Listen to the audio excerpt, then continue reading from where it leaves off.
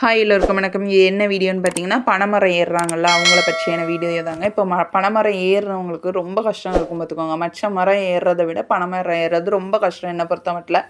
ஏன்னா மற்ற மரங்களில் வந்து ஒரு மாதிரி சிராய்ப்பு தன்மை இருக்கும். அது எதுக்காகனா மரத்தை வந்து நம்ம க்ரிப்பாக பிடிச்சிட்டு ஏறுறதுக்கு தகுந்தாற் போல் தான் மரங்கள் வந்து ஒரு 90% இருக்கும். ஒரு சில மரங்கள் தான் வந்து வலுவழுப்பு தன்மை உடைய மரங்கள் பார்த்துக்கோங்க. ஆனால் பனைமரத்தை எடுத்துக்கிட்டிங்கன்னு வச்சுக்கோங்களேன், ரொம்ப சிராய்ப்பு தன்மை இருக்கும். அது வந்து முள்ளாக இருக்கும். நம்ம பனைமரம் ஏறுறது ரொம்ப வந்து டிஃபிகல்ட்டாக தான் இருக்கும் பார்த்துக்கோங்க.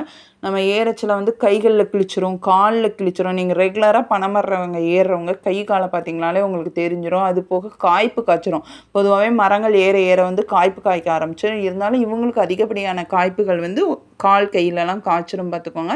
அவங்க அந்த பனைமரம் ஏறுறதுக்காகவே இந்த வடம் மாதிரிலாம் கயிறு வச்சுருப்பாங்க. இந்த பட்டை மட்டை அந்த மாதிரிலாம் சொல்லுவாங்க. நிறைய இது வச்சு தான் வந்து பனைமரம் ஏறுவாங்க பார்த்துக்கோங்க. அவ்வளோ சேஃப்டியாக தான் ஏறுவாங்க. அப்படி இருந்தாலுமே அவ்வளோ சேஃப்டியாக ஏறினாலுமே இந்த மாதிரி பிரச்சனைகளும் வரும். இன்னொன்று என்ன பெரிய பிரச்சனைன்னு பார்த்தீங்கன்னா, பனைமரத்தில் வந்து நிறைய பனைமரத்தில் பாம்பு இருக்குங்க.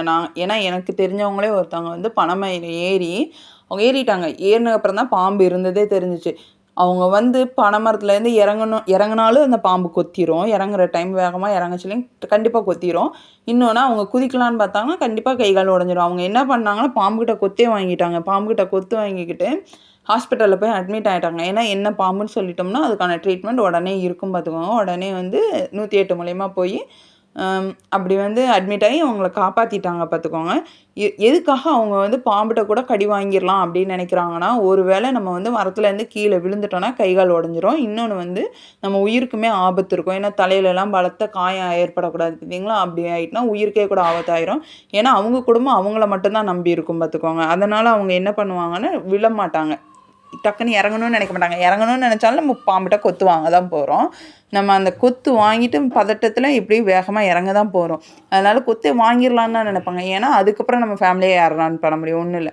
டக்குன்னு நம்ம ஹாஸ்பிட்டலில் போய் அட்மிட் ஆகி நம்ம அதுக்கான ட்ரீட்மெண்ட் எடுத்துக்கலாம்னு நினைப்பாங்க. இதாங்க பனை ஏறிங்களோட ரொம்ப பெரிய கஷ்டமே. தேங்க்யூ.